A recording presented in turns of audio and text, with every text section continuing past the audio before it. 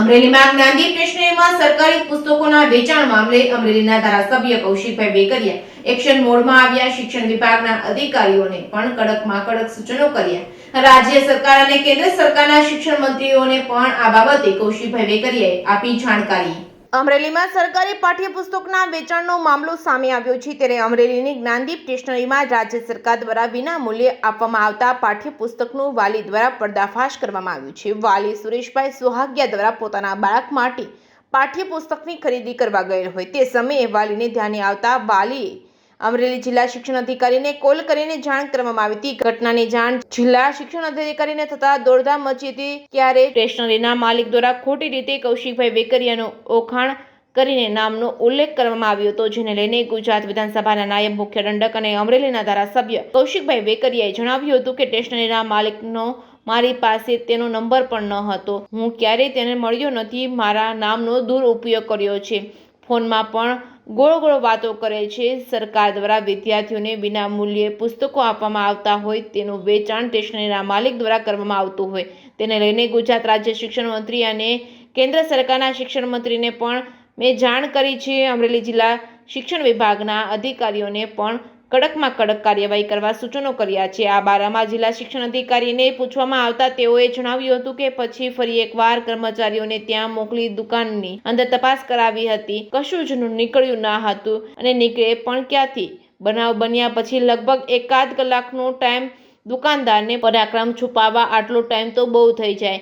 બની શકે કે આ સમય દરમિયાન કદાચ બીજા સરકારી પુસ્તકો સગે વગે પણ કરી દીધા હોય. અત્યારે તો અમરેલી જિલ્લામાં પણ ઘણી આવી સ્ટેશનરીના માલિકો છે જે સરકારી પુસ્તકોનું વેચાણ કરતા હોય છે. તેની સામે પણ તપાસ થવી જોઈએ, કડક કાર્યવાહી થવી જોઈએ. હવે તો રાજ્યની સ્ટેશનરીઓની દુકાનોમાં તપાસ થવી જોઈએ. હવે અમરેલી જિલ્લા શિક્ષણ અધિકારી દ્વારા ગાંધીનગર ખાતે પુસ્તક મંડળને રિપોર્ટ તૈયાર કરી મોકલી આપવામાં આવ્યો છે. હવે પુસ્તક મંડળ દ્વારા જે નિર્ણય લેવામાં આવશે તે જિલ્લા શિક્ષણ અધિકારી દ્વારા પગલાં ભરવામાં આવશે. હવે તો આવનારો સમય જ બતાવશે કે અમરેલી જિલ્લા શિક્ષણ અધિકારી અને પુસ્તક મંડળ દ્વારા સ્ટેશનરીના માલિક સામે કાર્યવાહી થશે કે નહીં, એ તો હવે આવનારો સમય જ બતાવશે. આ તો તપાસનો વિષય છે. ત્યારે આવા વેપારીઓ વિરુદ્ધ કડક કાર્યવાહી કરવામાં આવે તેવી લોક માંગ ઉઠવા પામી છે. Reporting by Jainik Sojitra, Amreli. ખૂબ સારી વાત છે કે તમે મારી જોડે વાત કરી. અમને સામેથી પણ આપની જોડે વાત કરવાનો હતો, મીડિયાના મિત્રોને જાણ પણ કરવાનો હતો. મને કાલે રાત્રે આ વિષયની જાણ થતાં મેં કાલે રાત્રે શિક્ષણ અધિકારીઓને પણ સૂચના આપી હતી. જે પણ લોકો ખોટી રીતે પુસ્તકનું વેચાણ કરતા હોય તેમની ઉપર પહેલાં તો કાયદેસરની કાર્યવાહી કરવામાં આવે. રાત્રે 10 વાગે મેં તમામ અધિકારીઓને સૂચના પણ આપી હતી. અત્યારે આપના માધ્યમથી તમે જ્યારે મારી બાઇટ લેવા આવ્યો છો ત્યારે આપની સામે જ સ્પીકર ફોનમાં જે બુક સ્ટોરવાળો નંબર પણ મારી પાસે નહોતો, મેં આપની સામેથી નંબર મેળવ્યો અને નંબર લઈને એમની સામે સ્પીકર ફોનમાં આપણી જોડે વાત કરી ત્યારે ભાઈ ગોળ ગોળ વાત કરવા માંડ્યા. મારી જોડે કોઈ પણ ક્યારે વાત થઈ નથી અને મારા મોબાઈલમાં પણ એમનો નંબર નહોતો અને 6 મહિના મારી જોડે ક્યારે વાત પણ કરેલી નથી. પણ ખોટો અમારા નામનો મિસયુઝ કરી અને ખોટી રીતે ગેરમાર્ગે દોરવાની જે પ્રવૃત્તિ કરતા હોય એમની સામે પગલાં તો લેવા જ પડે.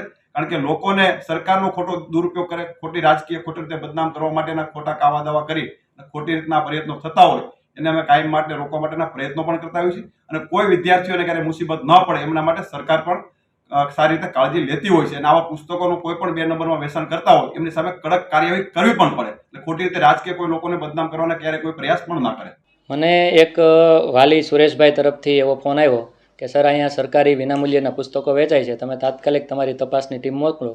એટલે મારા કર્મચારીઓ છે એ મેં તરત અહીંયાથી મોકલ્યા અને કર્મચારીઓ તપાસ કરતા ત્યાંથી અમને 2 પુસ્તકો છે એ વેચાતા હોય એવું જાણવા મળ્યું.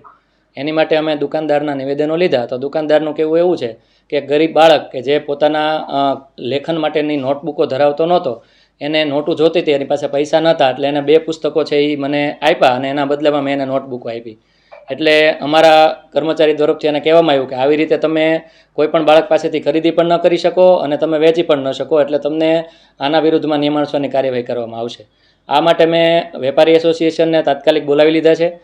સ્ટેશનરી વેપારી એસોસિએશનને હું તાકીદ કરીને એક પત્ર લખું છું કે કોઈ પણ બાળક કે કોઈ પણ શાળા આવા વિનામૂલ્યના પાઠ્યપુસ્તકો જો તમારી પાસે વેચવા માટે આવે તો તમારે આ ખરીદવાના નથી અને ખરીદવું ગેરકાયદેસર છે અને એને વેચવું પણ ગેરકાયદેસર છે. એટલે તમારે તાત્કાલિક અત્રેની કચેરીને જાણ કરવી આવો કોઈ કિસ્સો બને તો. અને શાળાને પણ હું આજે જ તાકીદ કરું છું કે તમારા તમામ બાળકોને સૂચના આપો કે કોઈ પણ બાળક કોઈ પણ પુસ્તક પોતાના માટે જે આપે છે એ વેચી ન શકે અને એનો વેપાર પણ કરી શકશે નહીં. એ પુસ્તકો બાળકને પોતાના માટે જ વાપરવા માટે આપેલા છે, એટલે એ પુસ્તકો બાળક વેચી ન શકે. એટલે એ પણ પ્રકારની બંને સૂચનાઓ અત્યારે અપાવવાનો છું. વાલી દ્વારા ફોન કરવા છતાં 30 મિનિટ બાદ આપની ટીમ આવી હતી અને ટીમ દ્વારા અહીંયા ચેકિંગ પણ નહોતું કરવામાં આવ્યું હતું, તો શું કહેશો? અહીંયાથી જ્યારે મને વાલીનો ફોન આવ્યો ત્યારે અમારા શિક્ષણ નિરીક્ષક અને મદદનીશ શિક્ષણ નિરીક્ષક છે એ બંને મિત્રો છે એ બહાર હતા તપાસ માટે. એટલે મેં તાત્કાલિક એનો ફોન આવ્યો એટલે એને બોલાવ્યા અને બોલાવીને તરત જે આવ્યા તરત ત્યાં એને મોકલ્યા હતા. ઇન્સ્ટન્ટલી એને જેટલી વસ્તુ ત્યાં જોવા મળી અને એને સર્ચ ઓપરેશન કરી અને એમાંથી એને બે વિડીયો છે, આપના કર્મચારીઓ છે બહારથી જ એના જવાબથી સંતોષ માની અને વયા ગયા હતા. બાદમાં અમે એને પૂછ્યું હતું પણ કર્મચારીઓ કોઈ જવાબ આપવાનું ટાળ્યું હતું. તો તમને નથી લાગતું સાહેબ કે એને મોકો આપ્યો છે પાઠ્યપુસ્તકને સદુપયોગ કરવાનો? એને તમે કદાચ એને પૂછવું હશે, એ કર્મચારીઓ છે એ તરત મારી પાસે આવ્યા હતા અને કર્મચારીઓને મને જાણ કરી કે સર્ચ ઓપરેશન છે એ સર અમને મીડિયાવાળા કરવાનું કહે છે. એટલે મેં તરત અહીંયાથી પરત પાછા એને સર્ચ ઓપરેશન કરવા માટે મોકલ્યા હતા અને ફરીથી એને સર્ચ ઓપરેશન કર્યું ત્યારે કોઈ પુસ્તકો એમાંથી જોવા મળ્યા નથી. મીડિયાવાળા હાજર હતા ત્યાં સુધી તો કોઈ એવું નહોતું, કલાક દોઢ કલાકના અંતરે? ના, તરત મેં અહીંયાથી તરત અહીંયા આવ્યા પછી તરત મોકલેલા છે એને. આગામી દિવસોમાં આવું ન બને શું કરશે? આગામી દિવસોમાં આવું ન બને એ માટે મેં સ્ટેશનરી એસોસિએશનને અને શાળાઓને બંનેને તાકીદ કરીએ છીએ કે ફરી વખત આવો કિસ્સો ક્યારેય ન બને અને બને તો એના વિરુદ્ધમાં નિયમનસરની કાર્યવાહી કરવામાં આવશે. સરકારી પાઠ્યપુસ્તક વેચાણ થાય એનો કોઈ કાયદાની જોગવાઈ ખરી કે વેચાણ ન કરી શકે? નહીં, સરકારે એમાં છાપેલું જ છે કે આ પાઠ્યપુસ્તક બાળકોને વિનામૂલ્યે આપવામાં આવે છે અને આનું વેચાણ થઈ શકશે નહીં. વેચાણ થયું છે તો શું લાગે આપના લેવલ છે એની પર શું કાયદાકીય કાર્યવાહી થશે? આખો રિપોર્ટ તૈયાર કરીને હું પાઠ્યપુસ્તક મંડળને મોકલવાનો છું. પાઠ્યપુસ્તક મંડળ જે પ્રમાણેની સૂચના કરશે એ પ્રમાણેની સ્ટેશનરી ઉપર કાર્યવાહી કરવામાં આવશે. કેટલો સમય લાગશે કાર્યવાહી માટે?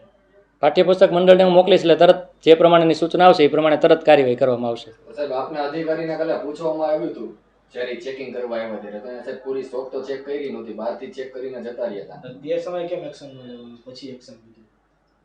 એ જ્યારે મને ટૂંકમાં મને જાણ નહોતી કે ત્યાંથી તપાસ કર્યા વગર આવ્યા છે. અહીંયા આવ્યા એટલે તરત મેં અહીંયાથી મોકલ્યા હતા એને. અધિકારીઓ પાસે ઓથોરિટી નથી ચેકિંગની? નહીં, સ્ટેશનરી ચેક કરવા માટેની જિલ્લા શિક્ષણ અધિકારી પાસે કોઈ ઓથોરિટી નથી હોતી. તો સાહેબ એને સીલ કરવાની છે અધિકાર છે?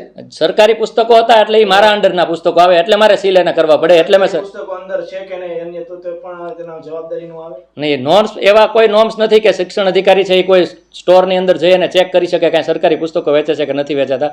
પરંતુ જેવી અમને સૂચના મળે, કોઈ વાલી ફરિયાદ કરે તો અમે 100% એને ચેક કરી શકીએ તો છીએ. સર આમાં આપનું એવું કહેવાનું છે કે આપના માર્ગદર્શન હેઠળ ખાલી ચેક કરવા આવી શકે છે પણ બીજું કોઈ ચેકિંગ કરી શકે એમ નથી શોપનું, એવું છે સર? એટલે શોપનું રેન્ડમલી ચેકિંગ છે કરવાના કોઈ પાવર અમારી પાસે નથી, પણ કોઈ ફરિયાદ થાય તો અમે ફરજિયાત પણ એને ચેક કરીએ છીએ. ગઈકાલે સાહેબ ફરિયાદ તો કરવામાં આવી હતી. એટલે પછી ચેક કર્યા જ, અમે ચેક કર્યા જ હતા. અહીંથી કર્મચારીઓને મેં ટૂંકમાં મોકલ્યા, પણ ત્યાં શું બનાવ બન્યો એ મને ખ્યાલ નથી, પણ કર્મચારીઓ અહીંયા આવ્યા અને તો એને કીધું કે ભાઈ ચેક કરવા જોઈએ. તો મેં કીધું ફરજિયાત તમારે ચેક કરવું જ જોઈએ, તમે નો ચેક કર્યું તમારી ભૂલ છે. એટલે ફરીથી મેં પાછા એને અહીંથી તરત ચેક કરવા માટે મોકલ્યા હતા.